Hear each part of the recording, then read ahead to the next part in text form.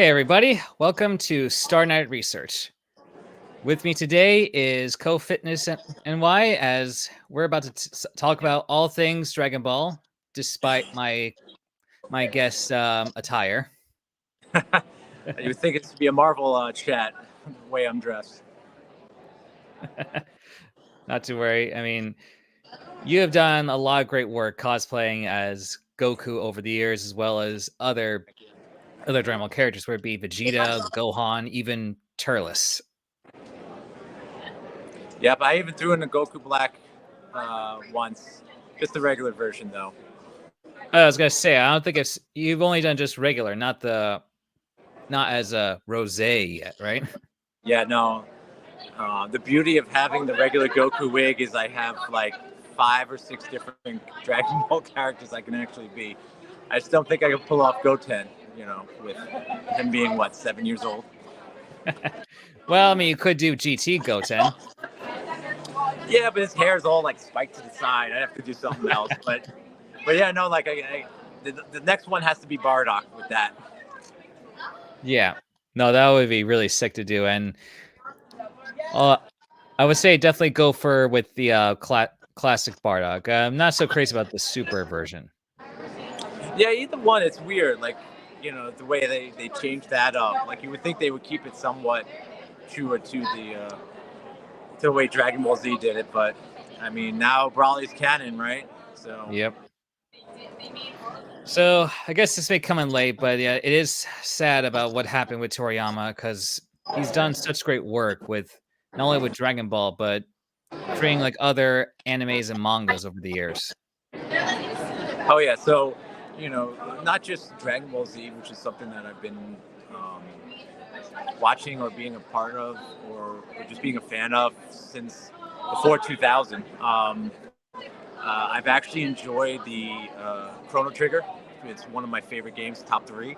I play it once a year, and he created all the characters for it, a lot of the monsters, everything, and then also the Dragon Warrior, now Dragon Quest, here series. And he did all the monsters and everything, the characters, and it's just the artwork. You could just tell it just looks, it feels Dragon Ball, but it's its own new thing. But personally, I just enjoy his artwork and the skill that he put out there.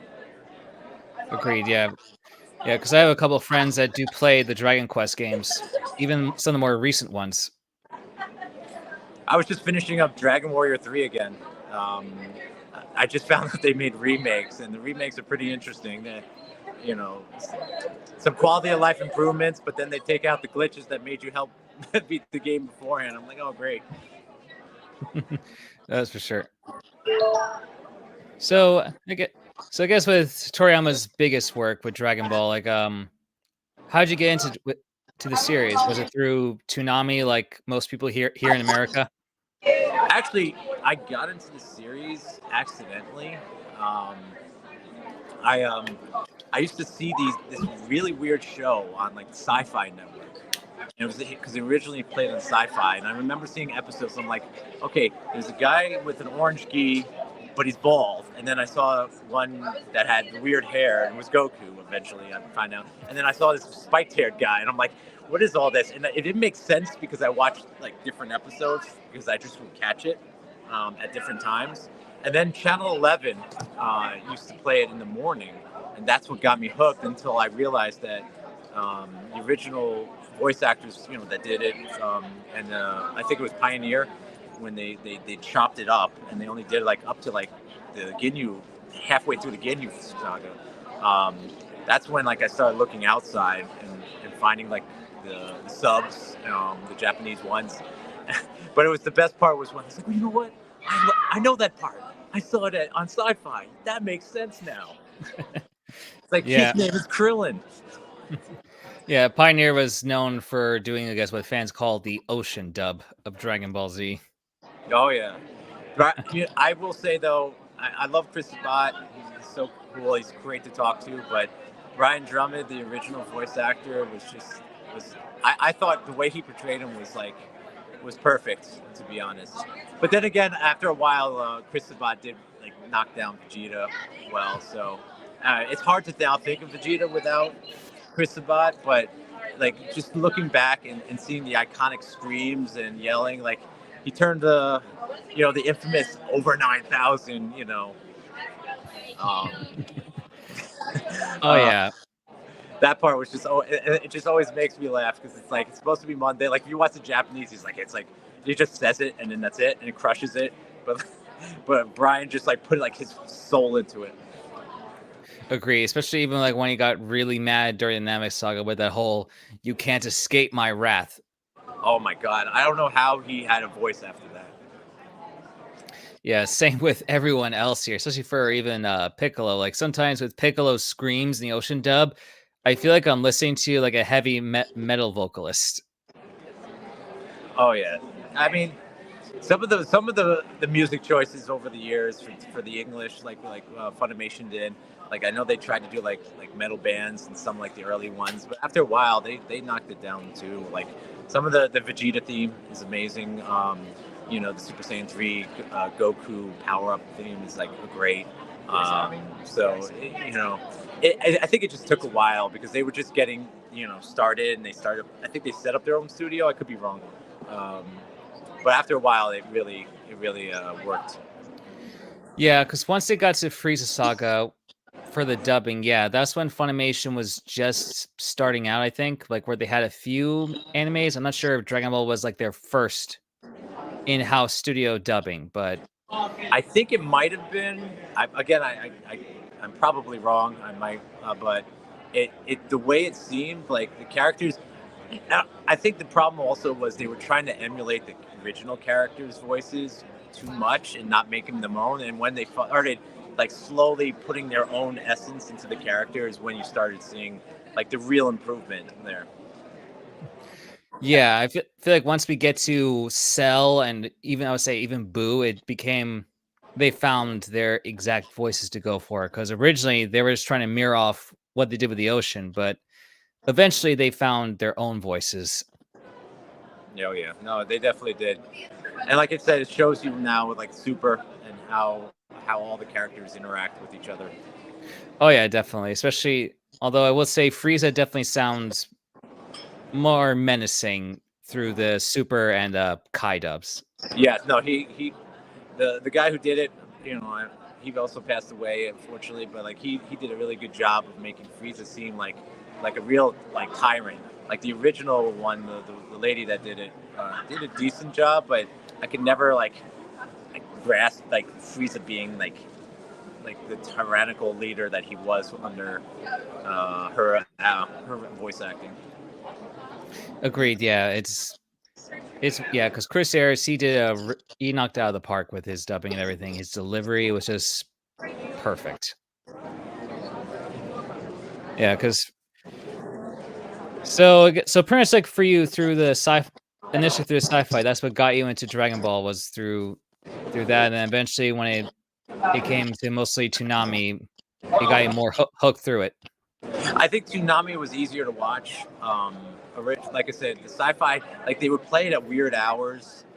That's why I never like knew what it really was because like I kind of jumped into the story, like probably around like most of it was around like the Saiyan saga, like same battle between Vegeta and Nappa versus the Z Warriors or the Earth Squad or whatever they were calling themselves.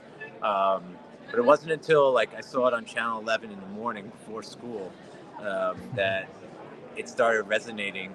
I'm like, okay, this makes more sense. And then I found like videos. I used to purchase VHSs of that, and then all the subs, and then I bought DVDs when they came out, and each individual one. And now I bought the sets, and now like I have the Blu-ray sets. So hopefully I don't have to buy it again. Yeah, I know what you mean. I recently just got the 30th anniversary Blu-ray set.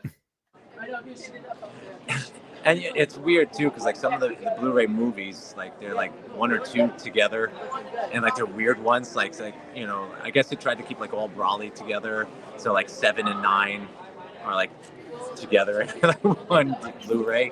Like what's going on with this? Oh yeah, because it is funny that at the time Broly was like the only one that had like multiple movies, and before Super it was only just 3. Now 4. Technically now 5. I mean, think about it. He was in Superheroes, right? He was just Oh sitting yeah, watching. that's right. Technically, yeah, that's true. Yeah, so 5 movies overall. Though I gotta say, I do miss the Z Broly some ways, just for how menacing he looks, like, or and psychotic. He was a little bit more fanatic, like more. I think he was more crazy. I feel like this one has control, but once he lets it go, like this one had more control than the other one.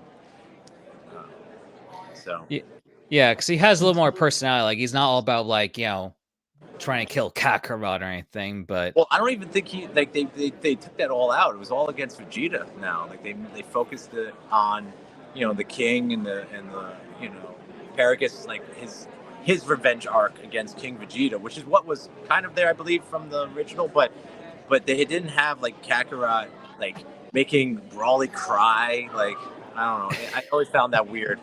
Like, how do you hate somebody from making them like like his cry made him cry? Like, it was so weird.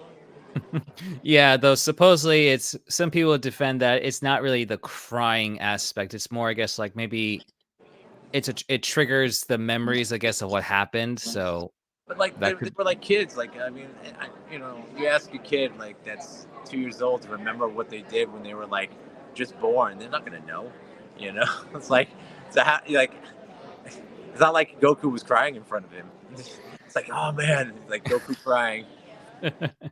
yeah, that's a good point. Yeah, because I just feel like with Super Brawl in Super Broly just became more kind of like the Hulk sort of, where especially with a color scheme with the green and purple. Yeah, that was an interesting choice of attire, but look, it worked because they brought out the green hair. Like, I don't know if it was, but it definitely brought a interesting aesthetic to it, and I think they did that just to keep it a little different from like how Goku and Vegeta had their own like different color transformations and stuff. So they wanted to make Brawly have his own. Yeah, makes sense. So with the, though I guess after seeing with Kale, it's more just Super Saiyan Berserk. It's pretty much like. Well, I was hearing talks that like it's like supposedly his Orozu form come manifesting through it, and then multiplying it with Super Saiyan, and then whatever other form it was. All I know is like at one point it just looked like a computer like mess of like just like colors coming at you. Yeah, no, that's always a spectacle to see whether it's the Super movie or the original movie. I With that personally trans- love the superhero movie though. Like that one, yeah, it made me like Piccolo again. oh Or yeah, Piccolo. yeah, definitely. That was Piccolo's movie from top to bottom. It should have been, but they had to throw Gohan in there. I No, mean, but that's it was. Sorry, go ahead. no. I mean, I'm a fan of Gohan. I always that's what got me really into Dragon Ball. So it was nice that Gohan's the one to help win the day. Pretty much, it wasn't all just like up to Goku or Vegeta or both of them. Yeah, no, it was nice to see like something else, but it just felt like, like that was one thing I had about like the super movies. Like, I feel like one was like the only original one that they had because of Beerus, but then like if you think about it, Frieza, Brawly, and Cell. Now and then they had technically Android. So it's like I felt like they didn't hit that creative stride. I mean, the story still seemed pretty decent, um, but like after the Frieza one, like okay, like can we have a new villain that we could throw out there? Like they did a great job. I mean, like even think of like the show. It's like Goku Black. It's like okay, we're gonna make Goku a villain. It's like he looks like Turles. Yeah, I know, because technically we already done Evil Goku twice through with Turles and technically Ginyu. Yes, that's true. I mean, let's face it, like with Zamasu and everything, that was basically copying Ginyu's thing, but through the Dragon Balls. Pretty much. Like uh, it it was interesting, but then like it's like oh well, like it was so back and forth though too. Like Uh, something it was cool to see Vegito again. I'll say that Vegito Blue was definitely the highlight of that. Oh yeah, like they had some pretty cool fights and everything. And Goku Black is an interesting character because I feel like yes, that would probably be the best opposite of Goku from with being proper, very refined techniques and stuff, and I would say being psychotic a bit. Very much though. So Yeah, though after a while, I did not care much for Goku Black. I mean, honestly, for me with Super, I cared more about what the tournaments they had. yeah, no, the 6 vs 7 was really good because it made you see like what other people might be strong out there, and Goku and Vegeta like kind of battling it out with different opponents. Hit was a great character. Um, the whole universe saga like threw a lot of people in. I feel like they could have done more with that as well. And then they didn't have some universes there anyway, so it's like okay, well, would Goku and the group have one if they faced off against everybody? So it makes you wonder. Yeah, like will there be another tournament just with all 12 universes or some other conflict that will involve those remaining four that didn't participate? Yep. Well, we'll see. I mean, I'm hoping that it comes back. But then again, like I went to the panel last year at New York Comic Con, and I'm sorry.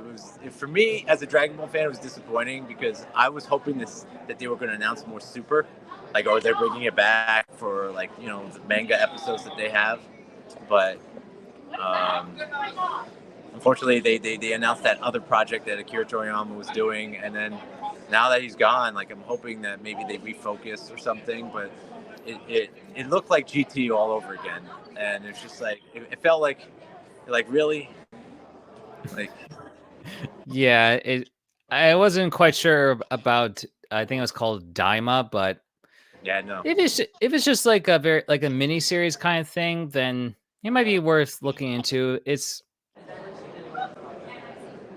I mean, it's interesting that yeah, it does feel GT-esque, but at least it's everyone that supposedly got turned into a kid, not just Goku again. Yeah, but I feel like it's still like I want action when it comes to Dragon Ball. I mean, Dragon Ball Z was so much better than Dragon Ball. I mean, Dragon Ball had its great points, but and then GT was just like a mess, and Super was good. It's just I was hoping to see more Super. That's what I think. That's the reason why I was disappointed. It's like it's not Super, so Yeah, well, we'll see what happens. I mean, I don't know I'm not sure what currently they're doing as far as with the manga, but hopefully we might get something with the other arcs that the manga has so far. I'm hoping. I'm hoping. I mean, they've explored already apparently other chapters in the manga. I'm trying not to like spoilers because would rather see it first and not know, because then I feel like it was a waste. Kind of like I'm doing that with like X-Men like '97. I'm just waiting to the end so that way I can just run through all the episodes at once. Oh yeah, you can yeah, for that I understand. You can pretty much start like right now if you wanted to. You can hear me well, right? I know. This con is. They had a lot of loud music and things playing before, so. No worries. I mean, I just hear mostly the crowds, but I can't hear you okay. Okay, as long as you can hear me. Yeah. Yeah, all I hear is just like a little bit crowds in the background. I don't hear much music. Just Okay. background stuff of people walking, talking. So, as far as for with characters that you cosplays for Dragon Ball, like which one's your favorite besides Goku? I had a great time being Vegeta, Majin Vegeta. The only version of Vegeta I would actually cosplay. Um, More so because I wore those mesh ones that had like like the eye looked the full color. Because like one thing that I saw from a few other another Goku cosplayer that does it a lot is like the Super Saiyan eye doesn't have the pupil. It's just all one full color. So he wears mesh like contacts. So I tried that. And it was the biggest mistake ever because you walk around and like I couldn't see anybody. Like I had to be like guided around, but just being Majin Vegeta and just being able to like be evil and like like yell at all like the Gokus and everybody. It was just hilarious to go around. So I did enjoy that. I was Gohan from Cell games, but that one wasn't as fun, in my opinion. Goku Black and and Turles. Turles was great because not many people know who he is, and I can't tell you how many times people called me Goku Black as Turles anyway. So you can tell who the real fans are.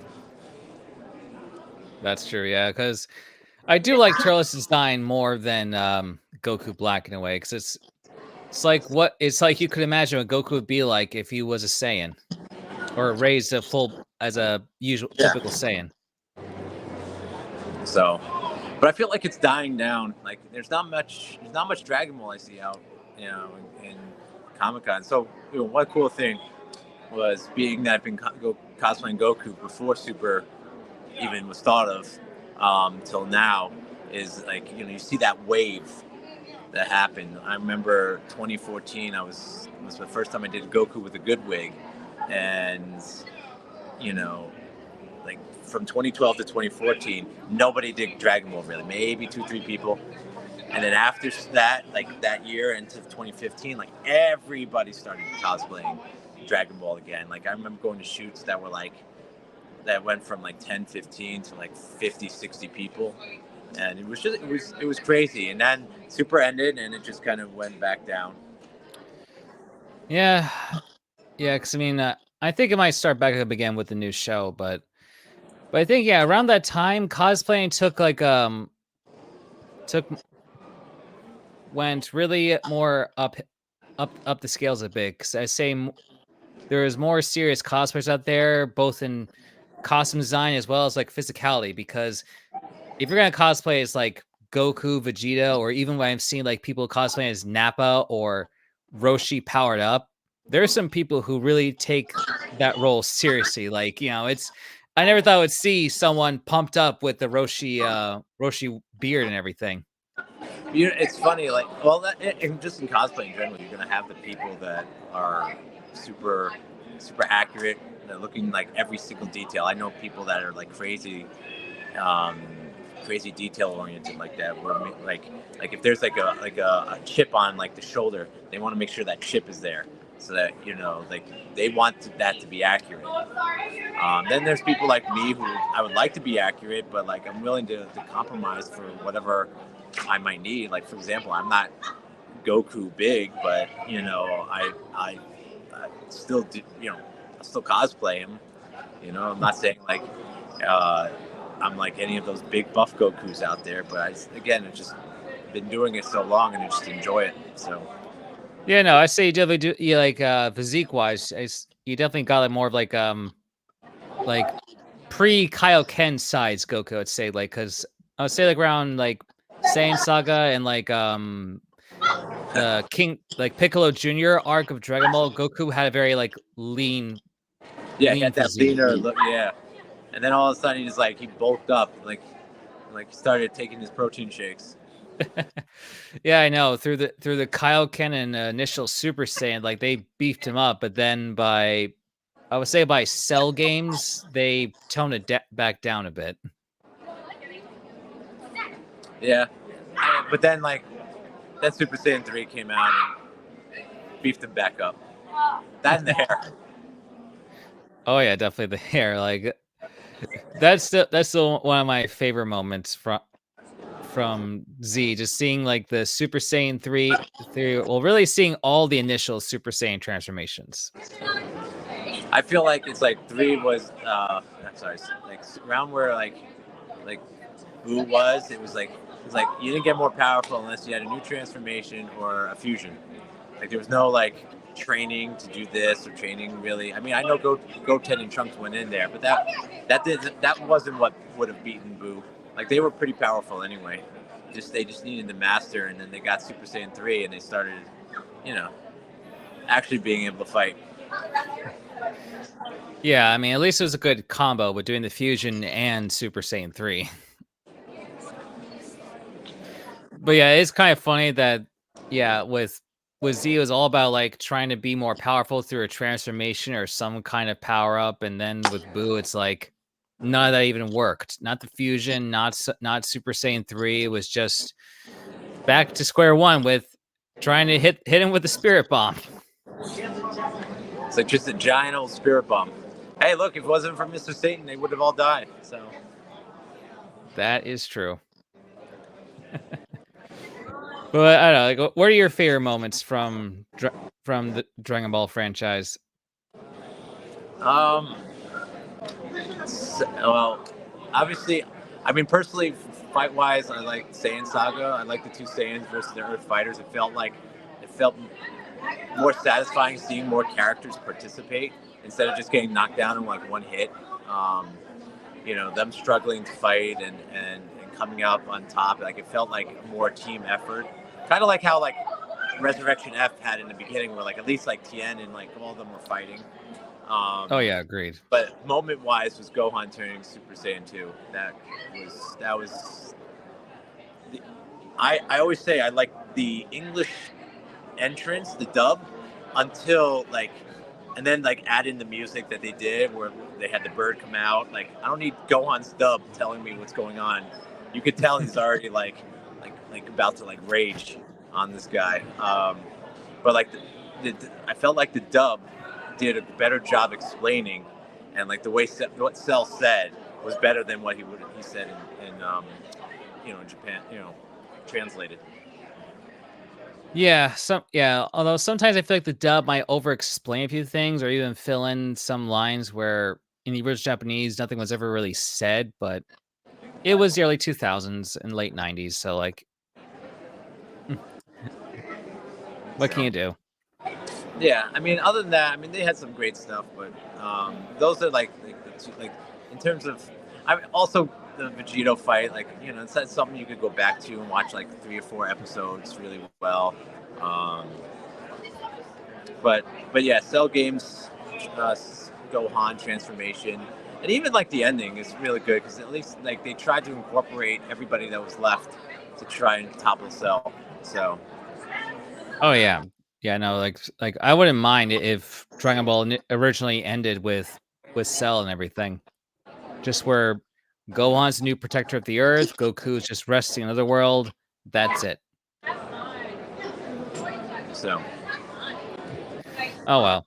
But I gotta say, my other favorite moments, I would say probably during the Namek saga with Vegeta, because he was like intimidating, even with another more powerful villain lurking around. He played it well. I mean, he played both sides. He thought he had what he could. He thought he had it all. And then the team up. I always thought that was pretty cool. I mean, when I was a kid, I'm like, whoa, he just fought them on Earth, and now they're teaming up. They're gonna be all powerful. And then here comes Raccoon smacking everyone down, except for when Goku gets there. Spoilers. Yeah, I know. My God, like that fight was just brutal, especially on Gohan. Oh man, he got. It's like, why couldn't Cell take a page out of Raccoon's book? Well, I mean, that's the problem when you have Goku's genes. That or your Goku just giving the senzu bean to your enemy. Yeah, just honestly, I think if Cell didn't have any of Goku's genetics, he would have just blown up Earth and just moved on or something. Well, good thing he wasn't Kid Buu-like. No, that'd be even worse. But we got Android 21 instead. I know. I don't hate the character, but I mean, she's okay. Yeah, you know what? When it comes to like some of the side story stuff, like I'm not too into that kind of stuff. So like I love Dragon Ball. I have that. I have the mangas. I've got the Dragon Ball Z. I do have the full set of GT, although I haven't watched it in like 20 years. And Super was pretty good, but like when it comes to some of the games, like I would buy them, and then at some point they became so stale that I'm like, all right, like let me just step back. So like I left a few of them, and then now they have like all those like pay to play games and stuff. It's just like but other than that, I mean, I do enjoy a lot of the older ones. And it was fun because like before I even knew what Dragon Ball Z was, my cousin sent me Dragon Ball GT Final Bout, the English one, as a present when it came out. And I'm like, what is this? And I'll be honest, if you can, and I'm sure it's on YouTube, but if you can find somebody that, you know, the voice acting, like because they talk between when you pick them, like the voice actors they picked are actually pretty good. Yeah, Like I like mean, Vegeta sounds like a real annoying prince. Like he sounds like that guy that just looks down on everybody, which is what he's supposed to be. Cell sounds majestic. Goku kind of like he sounds like kind of like what Ian Corlett I think did for him when in Ocean Studio, but a little bit more. I feel like a little bit more hero-y. I don't know. That's even a real word to me describe it. But yeah. Funny thing about that, that's Steve Bloom. He voiced Goku in that game. oh, he did. Yeah. Oh man, I gotta go back to it now. Like I said, I still have it. Like I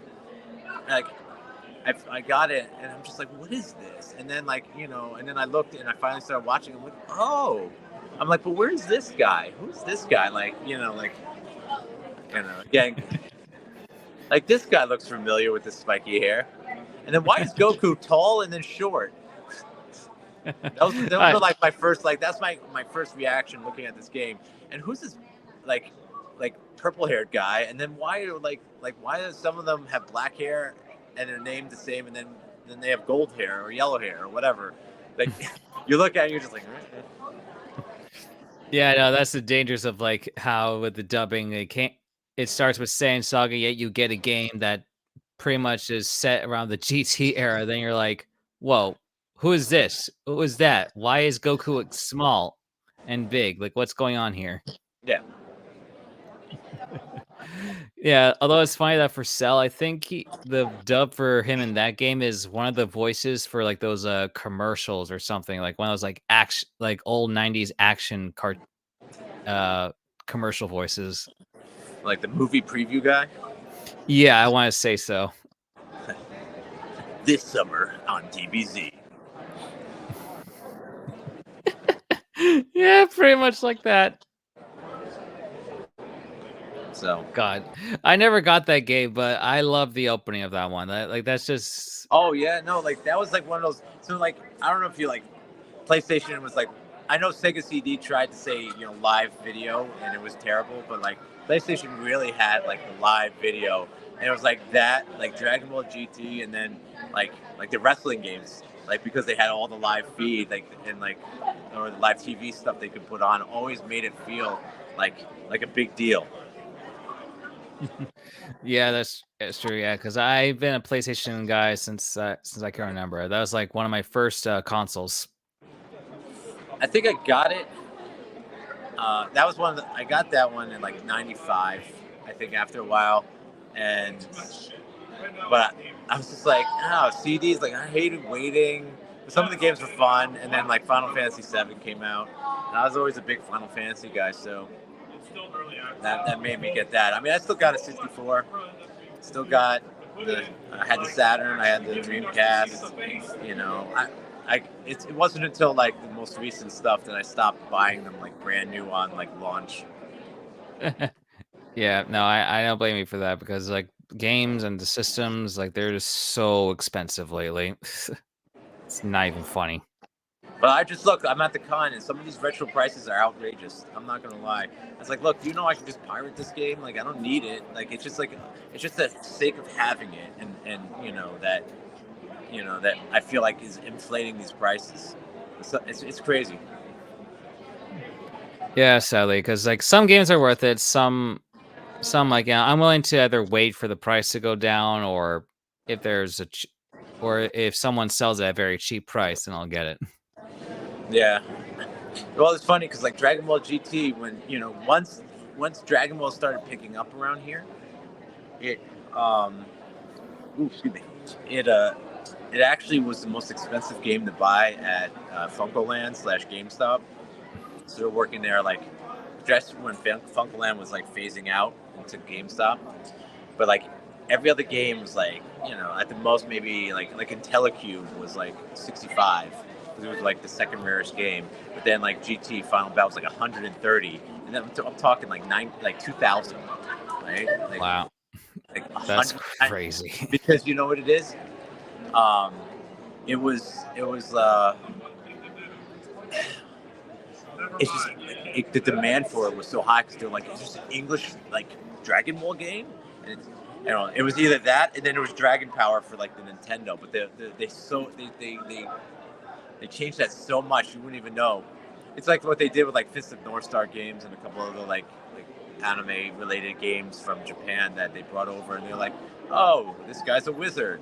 Like if you ever can play Dragon Power for Nintendo, and you could see like they smoothed down Goku's hair, kind of looked like mine, and then with like a headband, and like Master Roshi's now a wizard. Instead of wishing and getting like was it like the girls' underwear, it's sandwiches. It's so weird. Yeah, I think someone did a review of that with on I forgot the name of the channel, but like they did a segment on various Dragon Ball games, and they mentioned how they changed it to Dragon Power instead of Dragon Ball. Yeah, that was one of the things. Like they didn't think it would sell, like with Goku. But like if you get the Japanese version, he's got the normal hair, Master Roshi, women's underwear, all a part of that. God, yeah, and then once we got to the Budokai games and Dragon Ball games were like much more abundant. Oh yeah, and then they came out. Like I remember the first Tenkai, was it Tenkaichi? Like the PlayStation 2 game, and it just looked like the progression from it. And then I remember they went to cell shaded graphics, and I'm just like, this looks so bad. And then, but now like it looks really good.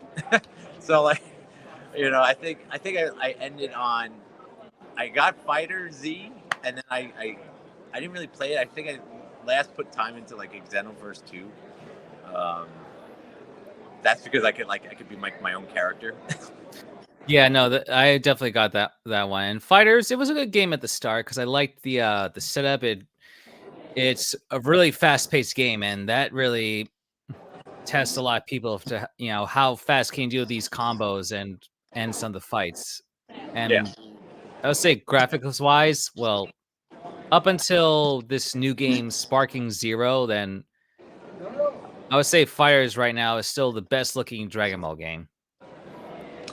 Yeah, pretty much. Like, but hopefully, hopefully they come out with something a little more innovative that's not like one of those free to play but pay to win kind of games. So Yeah, I hope not with Sparking Zero because it's nice to see something that's more Tenkaichi influenced. they had like an RPG for like the Super Nintendo, the Super Famicom that I finally got to play with the English patch once, and it was like my favorite game because you had random battles.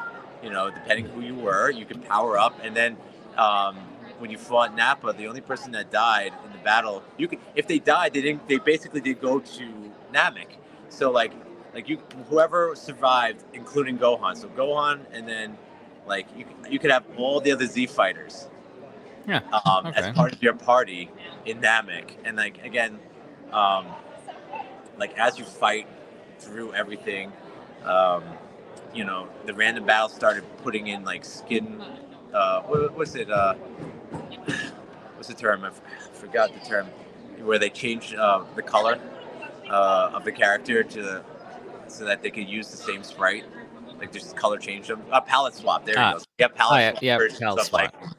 like older bosses, like how like Kui became like a like a palette swap enemy like random enemy at the end of the game, or like Dodorio or stuff, and then it ended with like Frieza, fighting Frieza, and then I remember and then if you could beat Frieza by himself but if you lost the character in it, you became Super Saiyan Goku and powered up. But then if you did, there's another boss at the end of that, which was Super Saiyan Vegeta. I think that was a way. an option to do for one of the Dragon Ball games. I think for one of the Budokai ones, I think to unlock like Cooler or something. They did have another great game I loved too, where it was based off only it was Dragon Ball into the Saiyan Saga. I forgot the name of it, but it was it was on the DS. But you could play as like the Z Fighters, and Yamcha was also absolutely a beast in that game. um, and then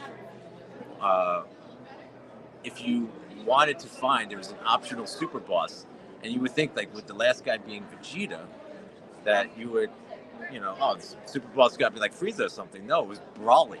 So you're just like fighting Brawly from like Saga levels. You're like, what's going on? Yeah, I think that was like Attack of the Saiyans or something. Yes, I think that was the game. Yeah, that was a great game. I love that game too. Like stuff like that. That's what I want to see some Dragon Ball. Like, obviously keep the good fighting games coming, but like let's see some like RPGs, or so let's see some like adventure games or something where like you could go out there and explore and do things as well. Yeah, that's why I enjoyed getting the Kakarot game, because it had those elements and exploring through it. And even though, yeah, you go through the same story, but at least it's more adventure based and everything. And through the DLC, even though, yeah, you gotta pay for it, we get to see other stories. Yeah. Well, I'm going to let you know that I think in like about like 5 minutes, there's going to be the panel's going to break back out, and they're going to start playing music again. It's going to be that's why I picked 2:00. So, because I knew that so I'm here with the New York Fantastic Four and the New York Avengers have music at their town, but they're at a panel right now, just kind of going over what they do and how to, how to support kids in the community and everything. So, so I don't want to have to cut ours off, but it'll probably be too loud to hear anything between us. No, I understand. I mean, because you have a very busy schedule, but I thank you for having the time to be here as we look back on Dragon Ball and everything that Akira Toriyama has done. I'll just say this for those that don't know, is like a lot of people were inspired by Dragon Ball. So seeing him pass away, somebody that's had a change, like he didn't know who I am. He doesn't know who many of his fans are. He just knows that we're fans. But like what he put out there helps shape so many people's lives. Get some people wanting to be in shape. Get people wanting to change who they are and grow. And and it was very. I honestly took it very hard, like almost like a family member, because like you think about how my life might have been different if I didn't see it. Like it got me wanting to do fitness. It got me wanting to better myself. Because before that, I would just sit down and play video games, and I probably would have been, still overweight, still, back pain and a few other things. But because I saw Dragon Ball, that inspired me, and doing a couple other things, I don't think I would be here doing all these things right now. So it was seeing him pass was definitely hard on me. Yeah, no, I agree, because same for me, because like before Dragon Ball, I never cared much about martial arts or anything, but through the show and the games, I took some karate classes when I was when I was still in school, and it was nice, and I got to learn even a little more boxing later on during college, so I got to help me stay in shape as well. So, but I do appreciate you having me on, and hopefully we can talk more. And I hope you're going to Terrificon. Maybe we can set up something live there. Yeah, possibly. Yeah, honestly, this Terrificon should be a fun one, and I assume you're gonna be mostly as a Fantastic Four group again. We will definitely be there, but we will also may be doing a couple other things. It's funny because I was Vacation Goku. My buddy and I did like I have a Goku Mets jersey because that's the color. So my buddy who did Jason, who did our thing last Terrificon, he did Vegeta, Yankee Vegeta, and we just had fun like walking around. Like he got Vegeta and then 2 on his back. Mine said Goku and 9001 on the back of it. So like, and then we'd have like glasses and like like vacation drinks in our hand. Like it's just like we're on vacation. God, Goku Vegeta on vacation, like that would be something to see. It's like I was trying to get drive the car in that episode where Goku was just wearing a random like Hawaiian like shirt. That was a funny filler episode. And I think for some of those posts, you guys also had like beards, or was that a different No, I day? think that was a different. I I did at New York Anime NYC the last time I went. I think it was 2020. I think this was 2022. Yeah. And I went and like I had like an issue with my foot at the time, so like it was very hard. So I didn't really want to go dressed up. I just was like, all right, I'll just go. And I went with. I was like, wait a second, I can paint my beard. I don't have to shave. And so I just put like, I painted it to match my wig. And just walked around with sunglasses and my jersey, and just, it's like I'm on vacation. Leave me alone. There you go, because that was really good work with the paintwork and everything. Because I thought that was like a fake beard. No, that was real. It was just funny because like I grew it out because the next day I was going to be Grunkle Ford from Gravity Falls, and like he had like the big like sideburns. So I let it grow out, and then the next day I had to like shave it all off, and I'm just like, no. No, it's good that you did, yeah, because that was a pretty cool look to see Goku bearded up at Super Saiyan Blue with the shades and everything. Yeah. So yeah, it may come back. We'll see. We'll see. Depends on how lazy I get with my beard. We'll see, because like either way, you got lots of options for cosplay this year. Yeah, definitely. So we'll see how it is, and and I'll also say this: right now, I'll have a surprise for New York Comic Con that nobody will see coming, and it'll be big. So keep your eyes out for that. But other than that, yeah, just Fantastic Four, Spider-Man, Goku. I'll keep the arsenal coming. So, Or even what about your mix-up form? I forgot, like, what'd you call that one? Like, where you mix in Peter Parker and Goku? Oh, Goku B. Parker. That was I was it. I was bitten by a radioactive Saiyan.